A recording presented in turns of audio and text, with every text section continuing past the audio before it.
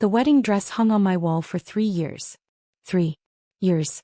Our date was set, the venue booked. Until David called me the night before. Emma, we need to postpone again. Florida needs me for her audition. His childhood friend always came first. Always. That night, I made a decision that shocked everyone, including myself. I didn't just postpone our wedding. I canceled it entirely. What I didn't know was that someone had been watching this disaster unfold. Someone who would change everything. I stared at my reflection in the full-length mirror, the ivory satin of my rehearsal dinner dress catching the late afternoon light. In exactly 24 hours I was supposed to be saying, "I do," to the man I'd loved for 5 years. Supposed to be. Those 3 words had become the unofficial motto of my engagement. My phone buzzed on the vanity. David's name flashed across the screen and something in my stomach twisted. Not excitement. Not butterflies. Dread. "Hey, just finishing getting ready," I answered, forcing lightness into my voice. "Mom's already at the restaurant saving our table. Are you on your way?" The pause that followed was a heartbeat too long. I knew before he even spoke. "Emma, we need to talk." I sank onto the edge of my bed, the one we'd picked out together for our new apartment. The one he'd barely slept in because he was always working late at the studio with her. "Florida got an audition," he continued, his voice taking on that animated quality it always did when he spoke about her. "It's with Milestone Records. Tomorrow morning." The room seemed to tilt sideways. "Tomorrow morning," I repeated, my voice hollow. "Our wedding day." "I know the timing is terrible," David said quickly. "But this is her big break, You know how long she's been working for this." I closed my eyes, seeing not darkness but a highlight reel of the past 3 years. David missing our engagement party because Florida's first gig ran late. David rescheduling our menu tasting because Florida needed emergency help with her EP. David insisting we push our original wedding date back 6 months because it conflicted with Florida's tour schedule. Florida. Always Florida. "So what exactly are you saying?" I asked, though I already knew. "Just a small postponement. A week, maybe 2 at most. The venue said they might have an opening at the end of the month. Your family's already in town, I know, but..." "This would be the 3rd postponement," I cut in, my voice steadier than I felt. "I know, and I'm sorry. But this is it, Em. This is the one we've been waiting for. If she lands this deal, she's set. And we're set too. My production credits on her work will open so many doors for us." As if Florida had ever been part of the equation I signed up for.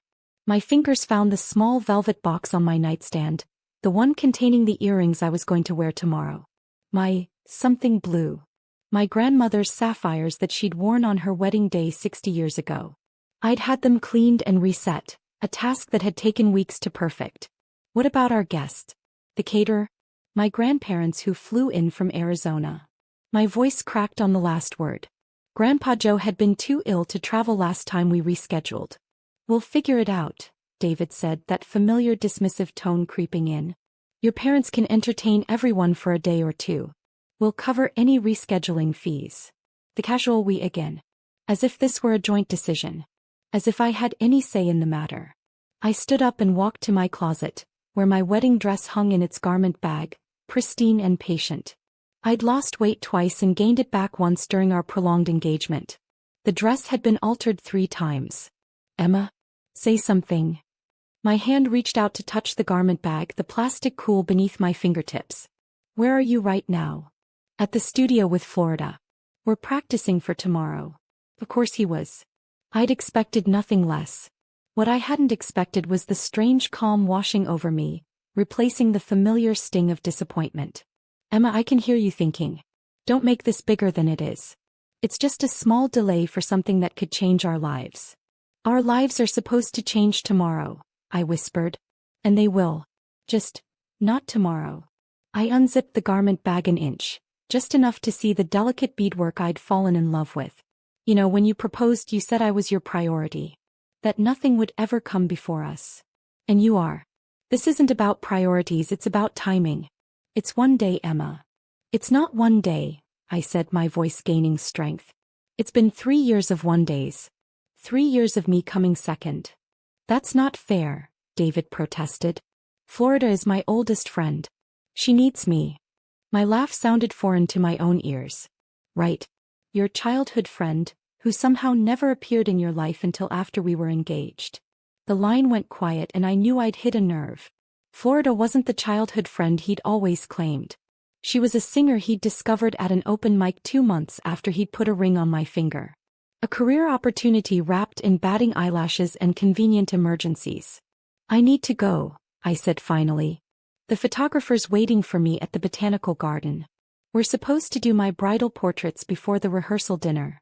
Emma, please understand. I do understand, I interrupted, surprised by my steady voice. For the first time in 3 years, I understand perfectly. I ended the call and stood motionless in the center of my bedroom. The photographer would be waiting. My mother would be holding our table at the restaurant. David's parents would be landing at the airport any minute. My phone buzzed again, this time with a text from David. Florida says thanks for understanding. She's really nervous about tomorrow. Can you come by the studio later? We can talk details. Something inside me, something that had been bending and stretching and accommodating for 3 years, finally snapped. My fingers moved across the screen with surprising certainty. There won't be a wedding tomorrow. Or next week. Or ever. I'm done coming second. The 3 dots appeared immediately, then disappeared. Appeared again. Disappeared. Before he could figure out what to say, I opened my contacts and started a group message to everyone on our guest list. I regret to inform you that the wedding has been cancelled. Not postponed. Cancelled. Thank you for your understanding during this difficult time. I hit send before I could change my mind, then turn my phone off completely. For the first time in 3 years, I wasn't waiting for David's approval or Florida's schedule, or anyone else's convenience. This time I wasn't going to just nod and reschedule. This time I was done. My phone remained off for exactly 17 minutes. Just long enough for me to change out of my rehearsal dinner dress and into jeans and a sweater. Just long enough to call the photographer and cancel my bridal portraits. Just long enough to feel the first wave of relief wash over me.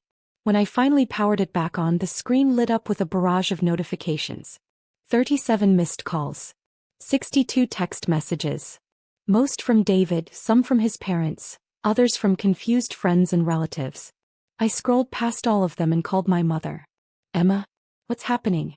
Your text, please tell me this is some kind of mistake. Her voice was tight with concern. It's not a mistake, I said, surprised by my own calm. David wanted to postpone again. For Florida. The silence on the other end spoke volumes. My mother had never said an unkind word about David, but her patience with the constant postponements had worn thin. I see, she finally said. Are you sure about this, sweetheart? I've never been more sure of anything. Then we'll handle it. Your father and I will take care of the guests who've already arrived. You take care of yourself. I hung up just as frantic knocking erupted at my apartment door. I didn't need to check the peephole to know who it was. When I opened the door, David burst in, wild-eyed and disheveled. Florida hovered in the hallway behind him, arms crossed and face set in a practiced look of concern that didn't reach her eyes. Have you lost your mind? David's voice bounced off the walls of my apartment. You can't just cancel our wedding via group text.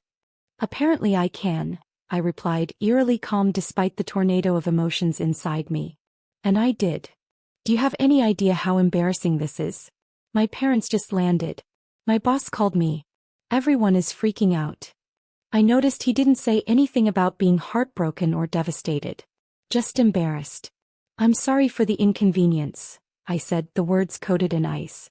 Maybe Florida can write a song about it.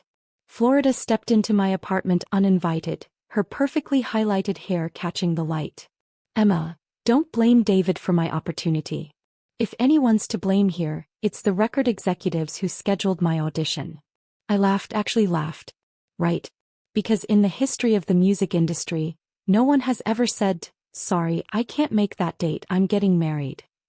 Florida's eyes narrowed slightly. Some of us take our careers seriously. And some of us take our commitments seriously, I countered, turning back to David. Speaking of which, I believe this belongs to you.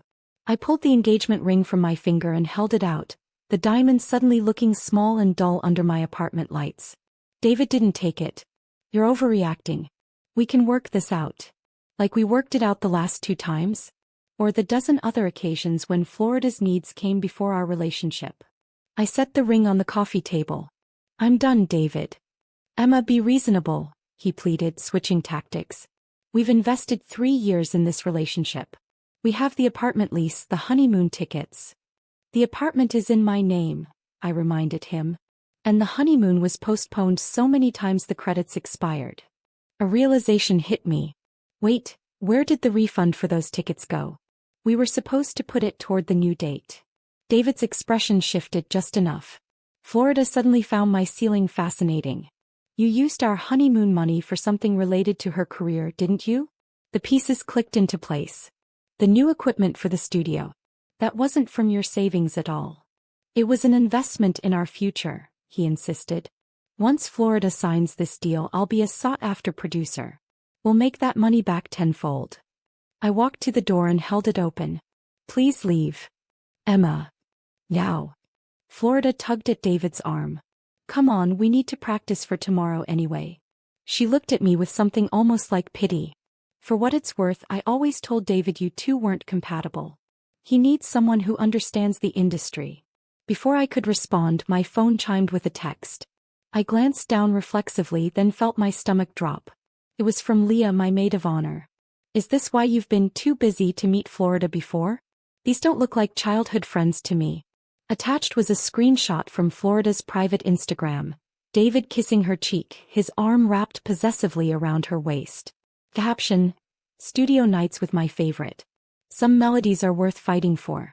The date: 6 months ago, right after our second postponement. I held up my phone, showing them the screen. Childhood friends, huh? The color drained from David's face. That's not, it was just. Get out, I whispered, my voice finally breaking. Both of you get out. After they left, the silence in my apartment was deafening. I sank onto my couch, surrounded by wedding planning binders, RSVP cards and fabric swatches. 3 years of my life reduced to paper scraps and canceled reservations. My phone rang again, David's mother this time. Emma, darling, there must be some misunderstanding. David says you're having cold feet, which is perfectly normal, but... Did he tell you why we're postponing again? I interrupted. Well, yes, something about Florida's career opportunity. But that's no reason to cancel everything. The Hargroves and Bakers have been planning to merge families for years. Our investment in Florida's music label depends on... I froze. You're what? She paused, clearly realizing she'd said too much. Nothing, dear. Just a small business arrangement. The point is, you're being hasty. I ended the call and blocked her number, then did the same for David's father and brother. One by one, I shut the doors they might use to pressure me. As night fell, I sat alone in my apartment, a half-packed suitcase open on my bed. For the first time in 3 years, I had no wedding to plan, no accommodations to make for Florida's schedule, no David to please. I felt empty. I felt relieved. I felt terrified. But beneath it all, in a small corner of my heart I hadn't accessed in years, I felt something else stirring. Freedom. You need to get out of this apartment, Leah declared 3 days after the cancellation. She stood in my doorway, hands on hips, refusing to take no for an answer. Tyler's birthday party is tonight at the Velvet Room. You're coming. A music venue? Hard pass. I'd spent the past 72 hours fielding calls from vendors, returning gifts, and crying through exactly 1.5 rom-coms before deciding I was done with both romance and comedy. It's not just any music venue, it's the hottest new spot in the city, Leah insisted. Besides, Tyler specifically asked for you to be there. He feels terrible about everything. Tyler had been one of our groomsmen, a college friend who'd always been kind to me even as David's other friends had gradually shifted their loyalty to Florida's rising star. Fine, I conceded. But I'm leaving at the first sign of anyone from the music industry. Little did I know, the entire venue was practically a convention of music industry professionals. The Velvet Room hummed with energy when we arrived. All exposed brick, vintage instruments mounted on walls, and soft blue lighting that made everyone look like they belonged on an album cover. I tugged self-consciously at my hastily chosen black dress while Leah navigated us through the crowd. Emma. Tyler appeared, engulfing me in a bear hug. I'm so glad you came. How are you holding up? I'm fine, I lied, the default response I'd perfected. Happy birthday. Thanks. Listen, I should warn you, he started, but was interrupted by someone calling his name. I'll catch up with you later. Bars open all night, take advantage. Leah and I squeezed through the crowd toward the bar. I was scanning the drink menu when I felt it, that distinct prickle on the back of your neck when someone's watching you. I turned, following the sensation, until my eyes locked with a man's across the room. Tall, dark-haired, with an intensity in his gaze that made me immediately look away. Oh my God, Leah whispered, following my sightline. That's Ryan Blackwood. The name hit me like a physical force. David's ex-business partner?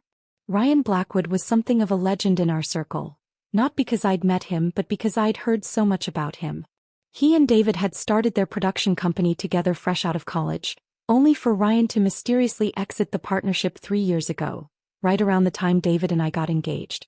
David always changed the subject when I asked about him. I thought he moved to Los Angeles, I murmured, accepting a gin and tonic from the bartender. Apparently he's back, Leah said. And he's still staring at you. I risked another glance. He was indeed still watching, now with a slight tilt to his head as if trying to figure something out. Then to my horror he started moving toward us. He's coming over, I hissed. Why is he coming over? Because you're the almost bride of his ex-partner whose wedding just went nuclear? Just a guess, Leah whispered back before plastering on a smile as Ryan reached us. Up close he was more imposing than I'd expected. Tall with shoulders that filled out his simple black button-down, dark eyes that missed nothing. He extended his hand to me. Emma Parker, he said, more statement than question. I thought it might be you. I shook his hand reflexively. Ryan Blackwood. I'd say David's told me all about you, but that would be a lie. A corner of his mouth quirked up. I'm not surprised. May I? He gestured to the empty high-top table beside us. Before I could decline, Leah's phone buzzed. She checked it and gave me an apologetic look. It's my brother. I need to take this. She squeezed my arm and disappeared into the crowd, leaving me alone with Ryan. So, he said, sliding onto a bar stool. I heard about the wedding. News travels fast in the music world, apparently. Like a wildfire, he agreed, signaling the bartender for a drink. For what it's worth, I think you made the right call. I raised an eyebrow. You don't know me. I know David, he countered. And I've watched the Florida situation from afar for years. The Florida situation, I repeated, taking a long sip of my drink. That's one way to put it. Ryan studied me for a moment. You know she's not really his childhood friend, right? I figured that out. Eventually. He nodded, accepting his whiskey from the bartender. He met her at an industry showcase about 3 years ago. Right after we dissolved our partnership, actually. 3 years ago. The timeline clicked into place. Right after we got engaged. Bingo. I frowned. Wait, why did you dissolve your partnership? David always made it sound like you abandoned the company. Ryan's expression darkened slightly. Let's just say we had ethical differences about how to treat artists. And people in general. Before I could press further, a commotion erupted near the stage as someone knocked over a microphone stand, sending feedback screeching through the speakers. I jumped, my drink sloshing over the rim of my glass and splashing directly onto the shirt of the person who had just stepped up beside us. Oh my God, I'm so sorry. I grabbed a napkin, then froze as I recognized the victim. Julian Knox, the indie darling whose breakout album had dominated charts last year. No worries, he laughed, dabbing at his shirt. Gives the designer piece some character. Ryan made introductions, and to my surprise, Julian seemed genuinely interested in my background in event planning, even after learning I wasn't industry connected. So you're the one who organized that charity showcase at Riverside last fall, Julian said. That was brilliantly done. I still talk about that night. That was me, I admitted, stunned he'd remember such a detail. It was my last big event before focusing on wedding planning. Her eye for talent pairings is exceptional, Ryan added. The lineup flow was perfect. I turned to him surprised. You were there. I make it a point to check out well-curated events, he said simply. Talent is my business after all. Julian was called away, leaving Ryan and me alone again. A question had been nagging at me since we started talking. Why did you come over here tonight? Really? Ryan set his glass down, all pretense gone. Because I've been watching David's career implode ever since he hitched his wagon to Florida. Because I know what he did to my sister. And because anyone who had the courage to cancel a wedding the day before deserves a proper ally. Your sister. Ryan's jaw tightened. Claire. David dated her briefly before you. It didn't end well. The name sounded vaguely familiar. A woman David had mentioned once or twice in passing. I should go find Leah, I said, suddenly uncomfortable with how much this stranger seemed to know about my life when I knew nothing about his. Ryan reached into his pocket and pulled out a business card. I'm launching a new label. Blackwood Independent. We're looking for someone with event experience and an eye for authentic talent. Someone not seduced by the commercial machine. I stared at the card. Is this a job offer? It's an open door, he corrected. No strings, no pressure. Just an opportunity if you want it. I don't need a revenge job, Ryan. This isn't about revenge, he said, standing to leave. It's about recognizing talent being wasted. I've seen your work, Emma. Think about it. He walked away, disappearing into the crowd before I could form a response. Leah returned moments later, eyes wide. Was that Ryan Blackwood offering you a job? Tyler just told me he's the most sought-after indie producer in the country right now. I tucked the business card into my purse, a strange mix of skepticism and intrigue swirling in my chest. He's just David's ex-partner with an agenda, I said, though I wasn't entirely convinced of my own words.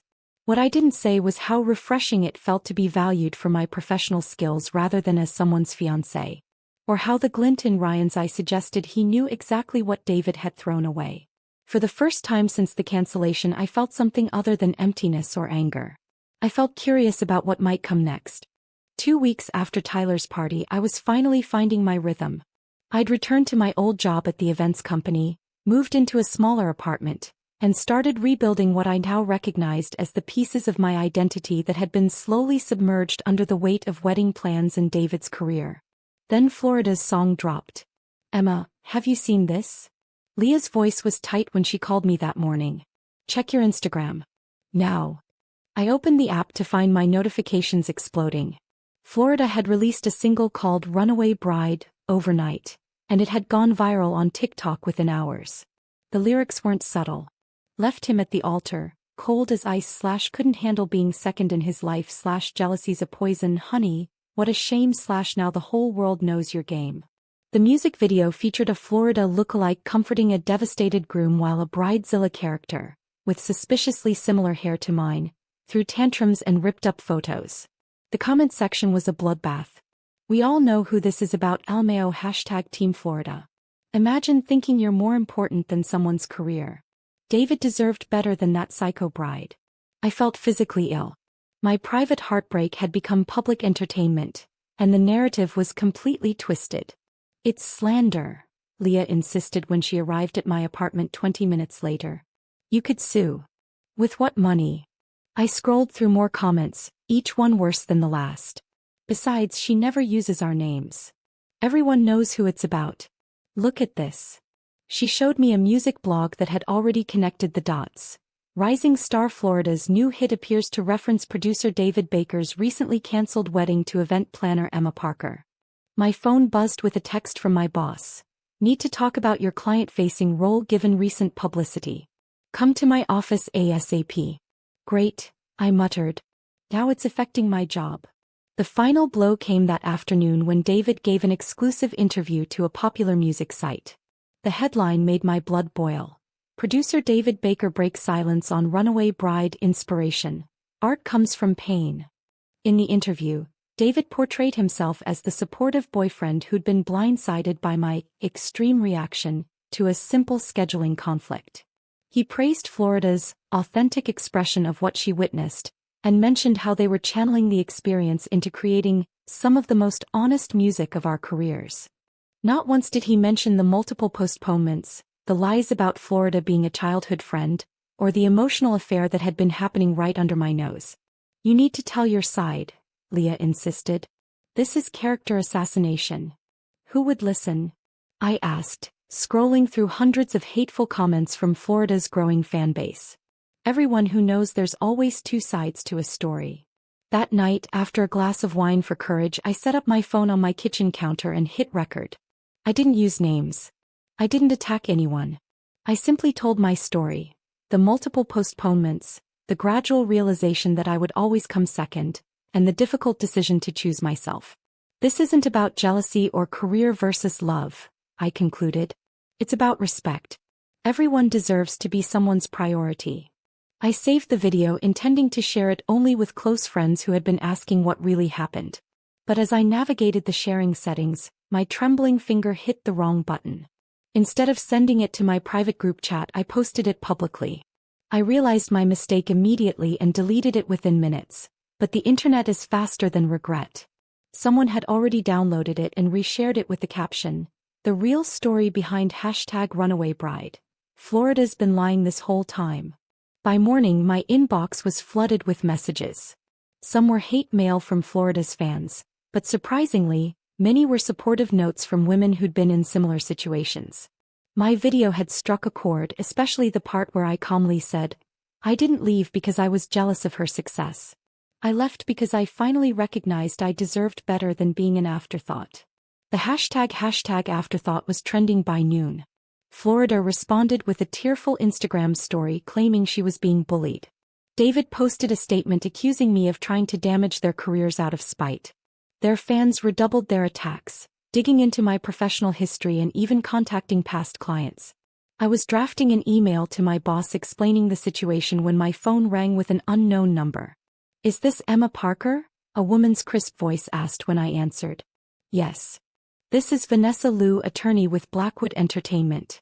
Ryan Blackwood asked me to reach out to you regarding a potential defamation case. Do you have a moment to discuss your options?" My breath caught. "Ryan sent you?" Mr. Blackwood takes industry ethics very seriously. And for what it's worth, I've seen the video.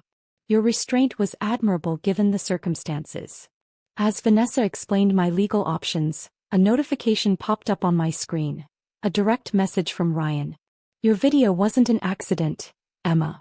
It was forwarded to public channels by someone with 15 years of industry connections.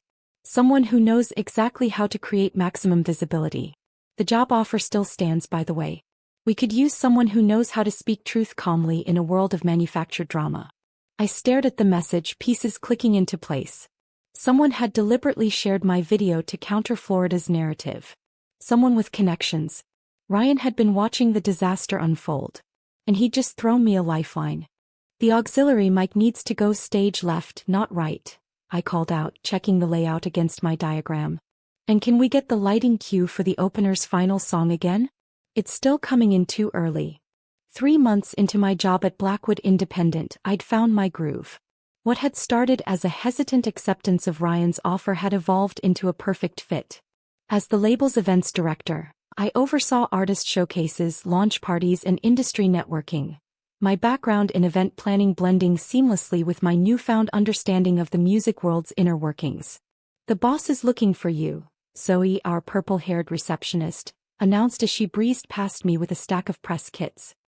"He's in Studio B with Landon." I nodded, making one final note on my clipboard before heading down the hallway of the converted warehouse that housed Blackwood Independent. The space perfectly reflected Ryan's philosophy. Industrial yet warm, professional yet creative, with glass-walled studios and communal spaces designed to foster collaboration. Through the glass, I could see Ryan hunched over a mixing board with Landon, our most promising new artist. They were so engrossed in their work that neither noticed me until I knocked lightly on the door frame. Ryan looked up, his serious expression softening slightly. "Emma. Good, we need your input on the track order for Landon's EP. You've got the best ear for flow." This was what I appreciated most about working with Ryan. He valued my opinion without qualification. Not as a favor, not as an afterthought, but because he genuinely believed in my judgment. After listening to the EP sequencing and suggesting a few adjustments, I pulled Ryan aside. "The venue for next month's showcase just called. They're double booked and trying to move us to Thursday instead of Friday." "Not happening," Ryan said firmly.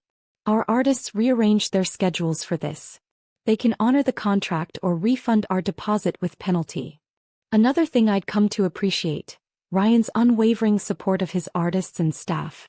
The contrast with how David had operated couldn't be more stark. As if my thoughts had conjured him, my phone lit up with David's name. He'd been calling sporadically since the social media firestorm had died down, each message more conciliatory than the last. I declined the call. "Still reaching out?" Ryan asked, noting my expression. "Every couple of weeks. Says he wants to talk, that things with Florida aren't what they seem." Ryan's jaw tightened almost imperceptibly. "Your call. But people rarely change their fundamental nature." Before I could respond, Zoe appeared in the doorway, looking uncharacteristically nervous. "Emma, there's someone asking for you in reception. Says she has an appointment but nothing's on the calendar." I frowned. Did she give a name? Florida Martinez. The room went silent. Ryan's expression darkened. "I'll handle this." "No," I said quickly, surprising myself. "I've got it." Florida was standing in our reception area, looking both defiant and uncomfortable. Without the carefully curated Instagram filters and professional lighting, she seemed younger, more vulnerable, though no less beautiful. "This is a surprise," I said, keeping my voice neutral. "What can I do for you?" She straightened her shoulders. "I want to talk to Ryan Blackwood about representation." I blinked, genuinely stunned. "You want Blackwood to represent you? After everything that happened?" "Milestone Records dropped me," she admitted, the words clearly painful. "The single did well initially, but the backlash after your response made them nervous. They said I was controversial now." I fought the urge to point out the irony. "And you think Ryan would be interested because he's building the best indie label in the city and I'm still the most promising vocalist in 3 states, she said, her characteristic confidence returning. "Business is business. Where's David in all this?" I couldn't help asking. Something flashed across her face, hurt, possibly anger. "We're not working together anymore. Creative differences." Translation: her fallout had affected his standing too. The music industry could be brutally unforgiving. Against my better judgment, I escorted Florida to our small conference room, then went to find Ryan. To my surprise, he agreed to meet with her. "You can't be serious," I hissed as we walked back toward the conference room. "I'm always serious about talent," he replied. "Besides, I want to hear what she has to say for myself." The meeting was brief and professional. Florida played her latest demos, which I had to admit showed significant artistic growth, and outlined her vision for her career. Ryan listened attentively, asking pointed questions about her writing process and musical influences. When the meeting concluded, Ryan thanked her for coming but made no promises. As I walked Florida out, an uncomfortable silence stretched between us. "Your boss is different than I expected," she finally said. "David always described him as ruthless and cold." "Ryan is neither of those things," I replied. "He just has boundaries and expects others to respect them." Florida paused at the exit. "For what it's worth, I didn't know about all the postponements. David told me your wedding was still in the tentative planning stages. And the Instagram photos. The ones where he was clearly more than your producer." She had the grace to look somewhat abashed. "That was complicated. He made it seem like you two had an understanding." I almost laughed. The only understanding was that I didn't understand how completely I was being manipulated.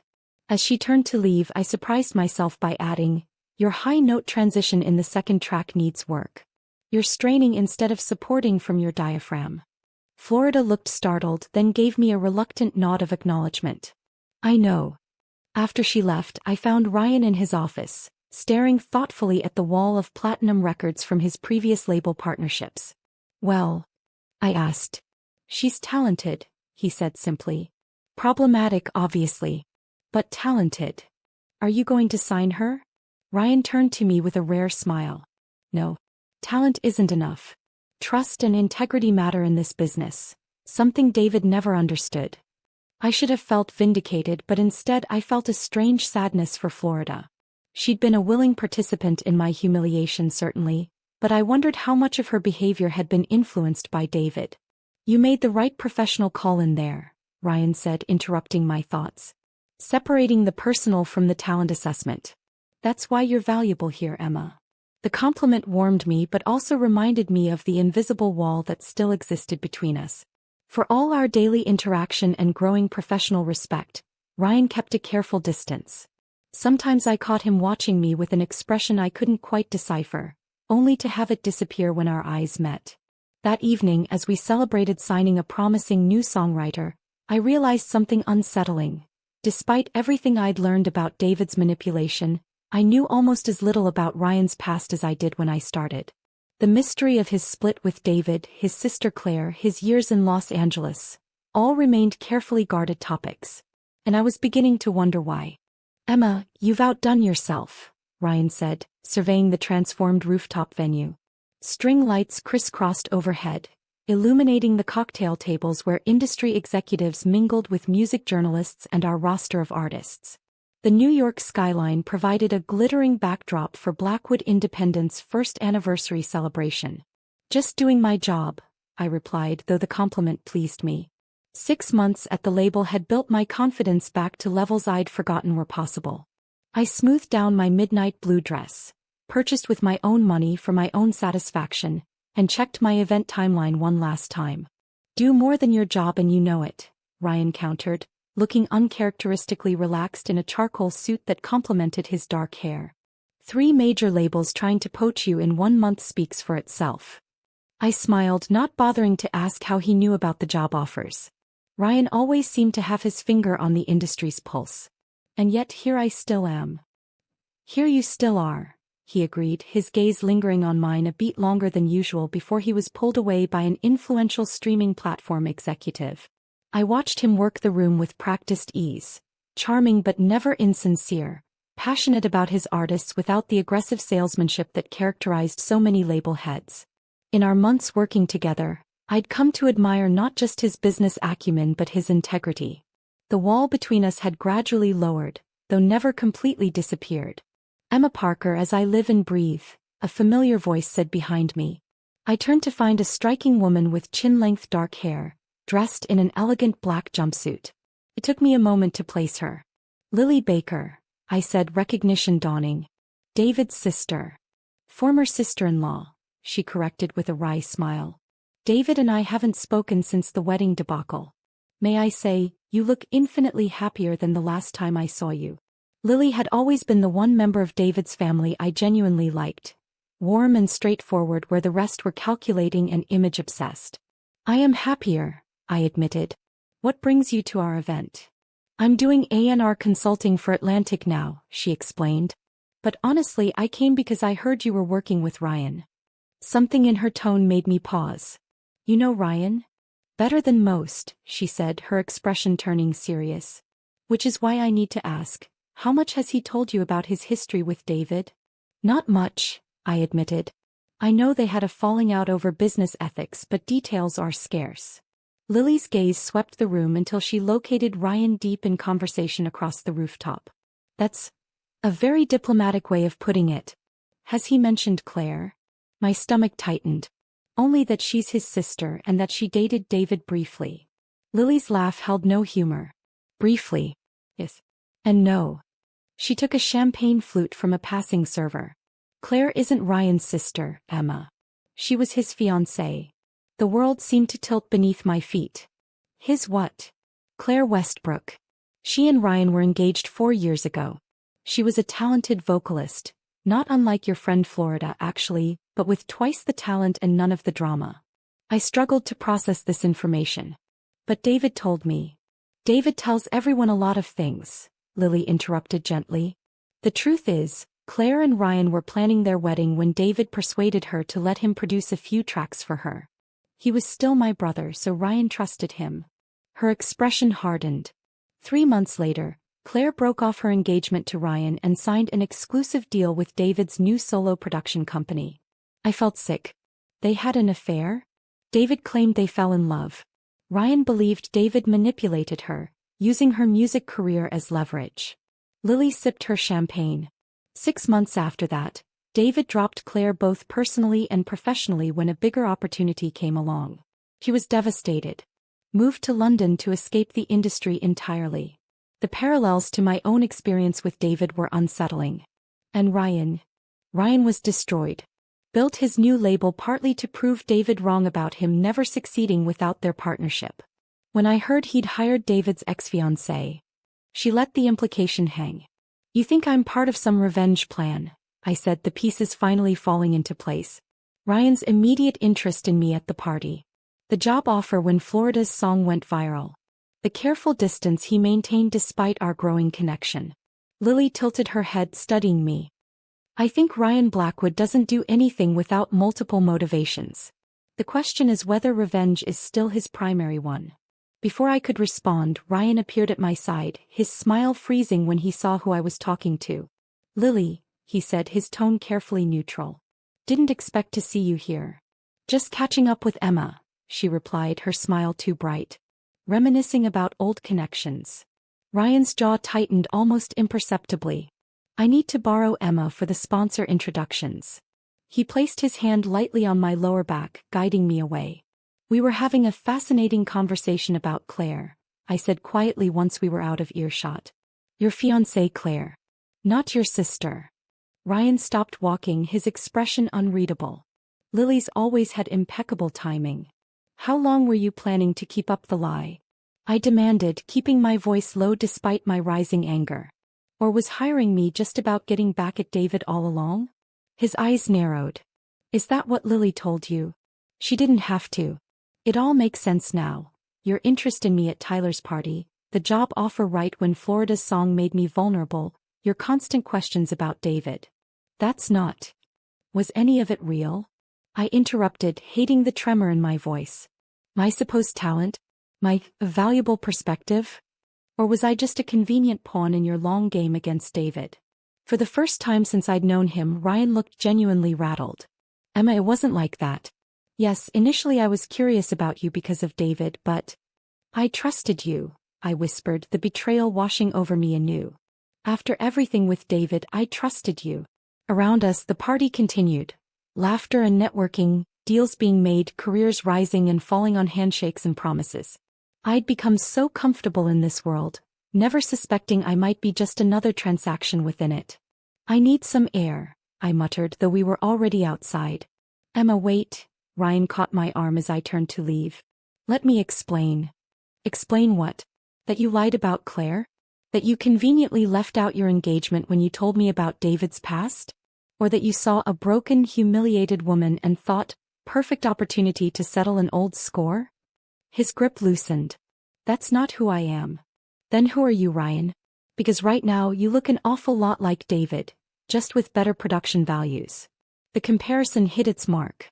Ryan stepped back as if I'd slapped him, and in that moment of shocked hurt, I saw something genuine break through his carefully maintained composure. But it was too late.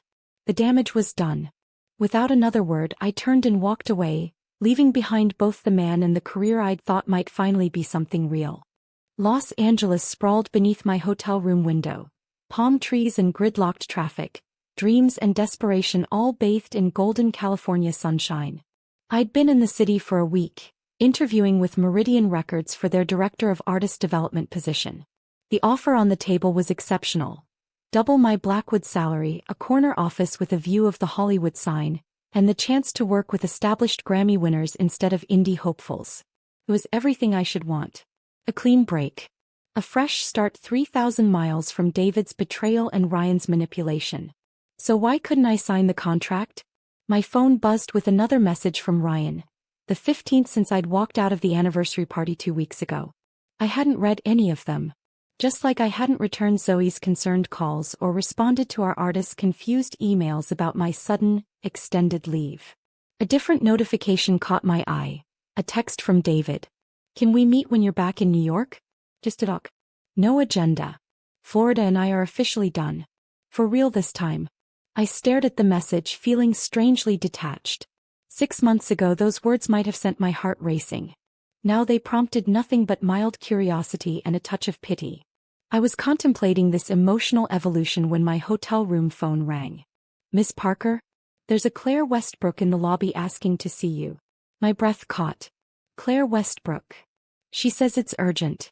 Should I send her up? 10 minutes later, I was face to face with the woman at the center of the Ryan David saga. Claire Westbrook was not what I'd expected.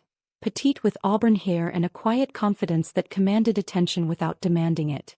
She wore simple jeans and a vintage concert tee, looking more like an off-duty musician than the femme fatale I'd unconsciously imagined.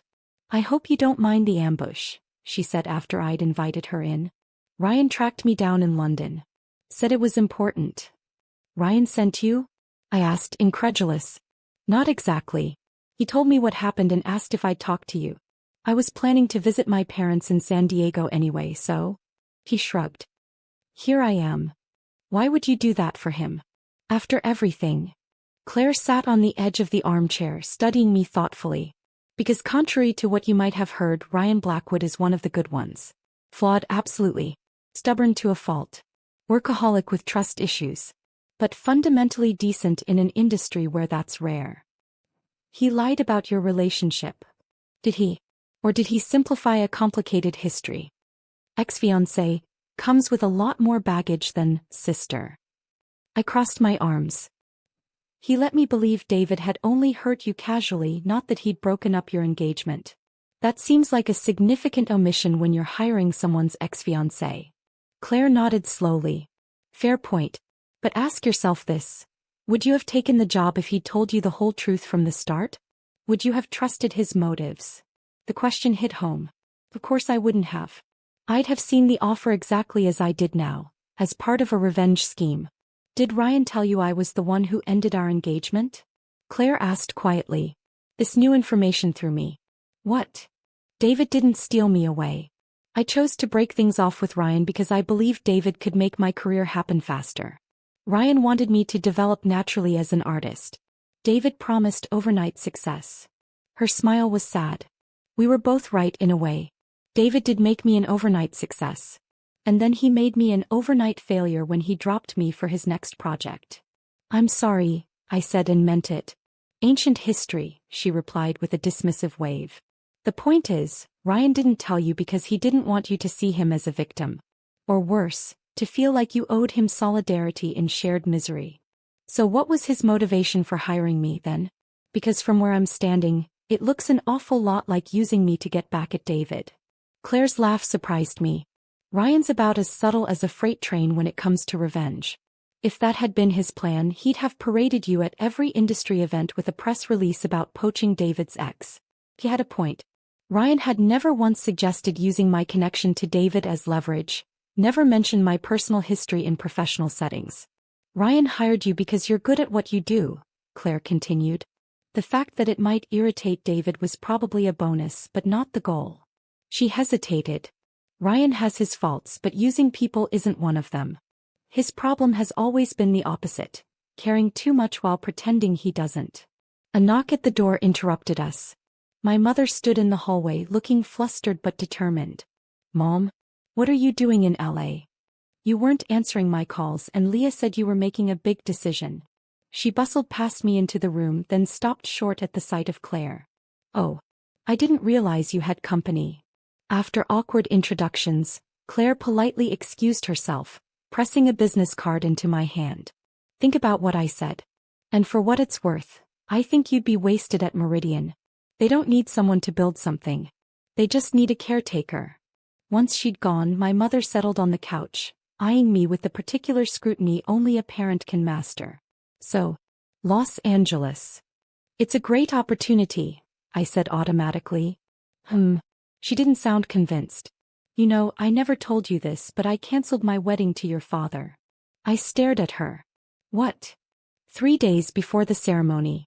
Gave back the ring, returned the gifts, the whole catastrophe. "But, you've been married for 35 years. She smiled. 34 actually. We got married a year after I canceled the first wedding. At my bewildered expression, she continued. "I found out he'd been keeping a major secret from me, that he'd been married before briefly in college.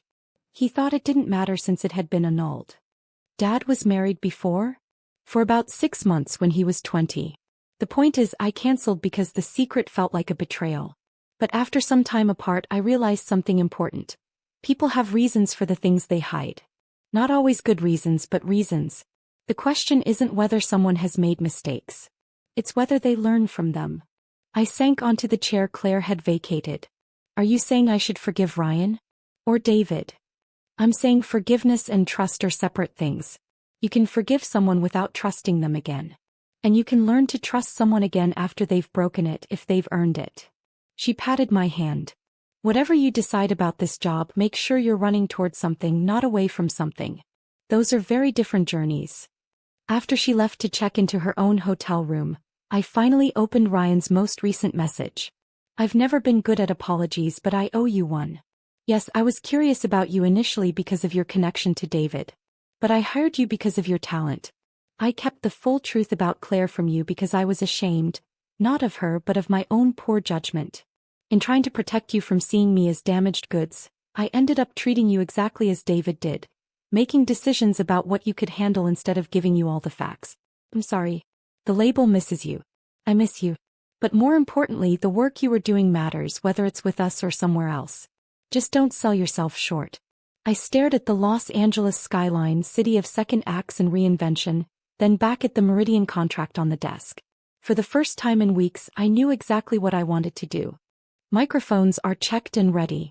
Lighting cues are programmed. Catering is set up backstage. Doors open in 30 minutes. I checked off the final items on my tablet, surveying the transformed warehouse space with satisfaction. The exposed brick walls were bathed in warm amber light. The stage dressed with vintage instruments and minimalist floral arrangements.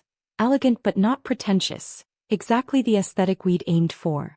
Impressive as always, Ms. Parker, said Marcus, our technical director. The acoustics in here are incredible. Thank you for finding this venue, I replied.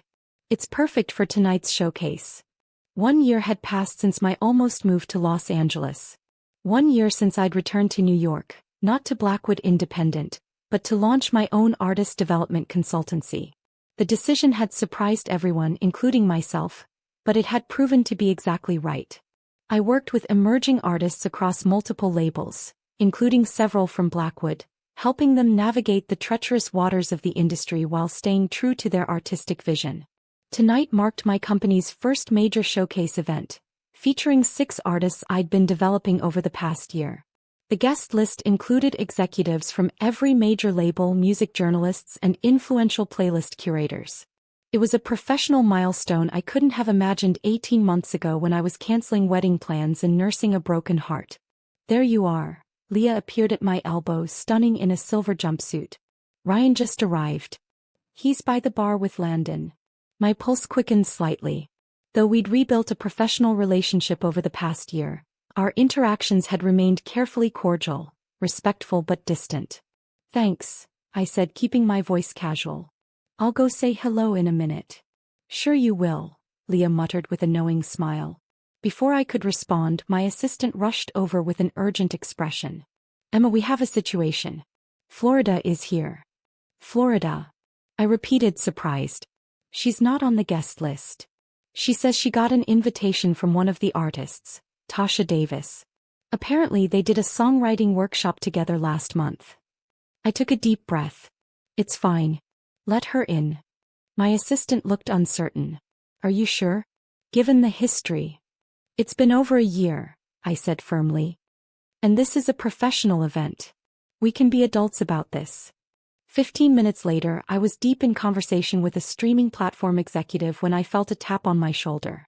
I turned to find Florida standing behind me, looking elegant in a simple black dress, her signature wild hair now cut into a sophisticated bob. Emma, she said, her voice lacking its usual bravado. Your showcase looks amazing. Thank you, I replied, genuinely surprised by the compliment. Tasha mentioned you two had been writing together. She's incredibly talented. She is, Florida agreed. She said you helped her find her voice, literally and figuratively. She paused, seeming to gather courage. You were right, about the high note transitions. I've been working with a new vocal coach on my technique. The conversation felt surreal. Florida Martinez asking for my professional validation.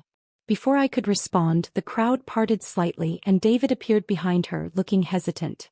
My heart didn't race. My palms didn't sweat. I felt nothing but a distant curiosity. Emma, he said, nodding awkwardly. Congratulations on all this. I've been hearing about your success from everyone in the industry. Thank you, I replied simply. I didn't realize you two were back together. Florida laughed, the sound surprisingly genuine. We're not. Not even close. But we're working on being actual friends instead of toxic collaborators. She glanced at David. Some people take longer to grow up than others. David looked embarrassed but didn't contradict her. I see Ryan Blackwood is here, he said, changing the subject. Are you too? We're colleagues, I said neutrally. His label is representing two of tonight's artists. The truth was more complicated. Ryan and I had been slowly rebuilding trust over the past year.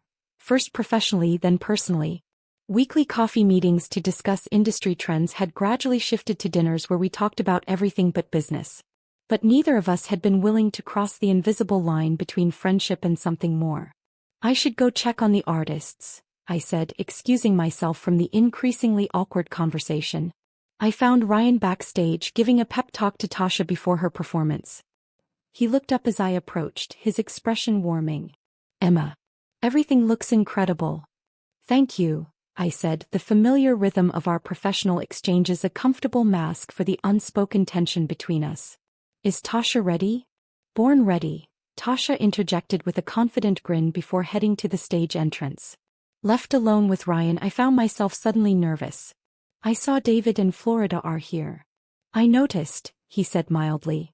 You okay with that? Surprisingly, yes. I smiled. Actually, it was sort of validating.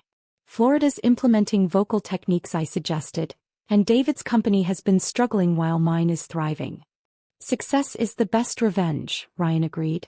Though I seem to recall someone once telling me I was just like David, but with better production values. I winced. Not my finest moment. No, you were right, he admitted. I was making decisions about what you should know just like he did. The difference is I learned from it. Before I could respond, my assistant interrupted to tell me the first performer was ready to go on. The next 2 hours passed in a blur of performances, networking and handling minor crises. The showcase was a resounding success. All 6 artists received offers for meetings or collaborations, and the industry buzz was exactly what I'd hoped for. As the event wound down, I found myself on the small rooftop garden, taking a moment alone before the final round of goodbyes. The night air was cool against my skin, the city lights a glittering panorama. There you are, Ryan's voice came from behind me. I've been looking for you. Just taking a moment, I explained.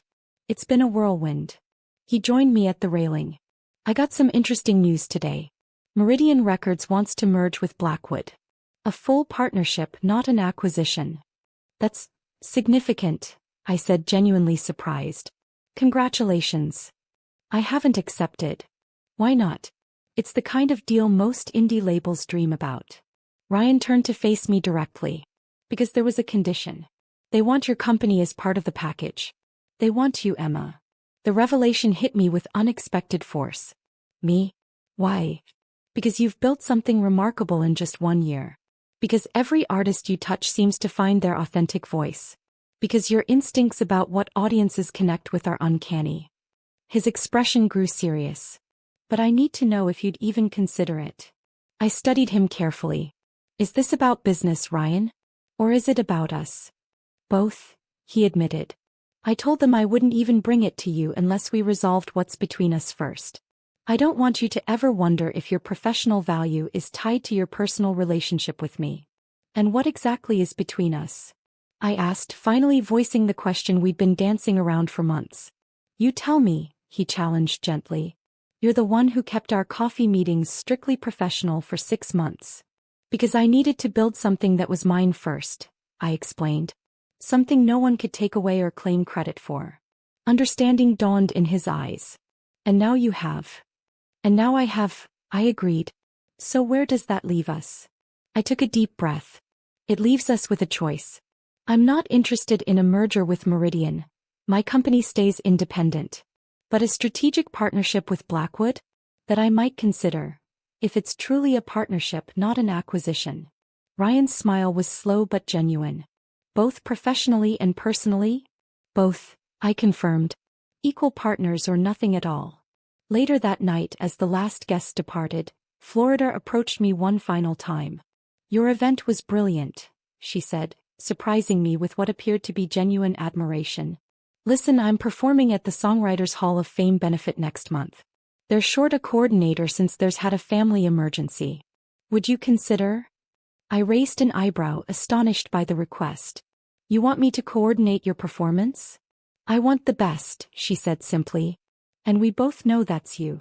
As I watched her leave with David following at a respectful distance, I felt an unexpected sense of closure. We had all been players in the same painful drama, each making mistakes and suffering consequences. But somehow we'd all ended up exactly where we needed to be. 3 years ago, I had stood in a wedding dress waiting for a man who never arrived.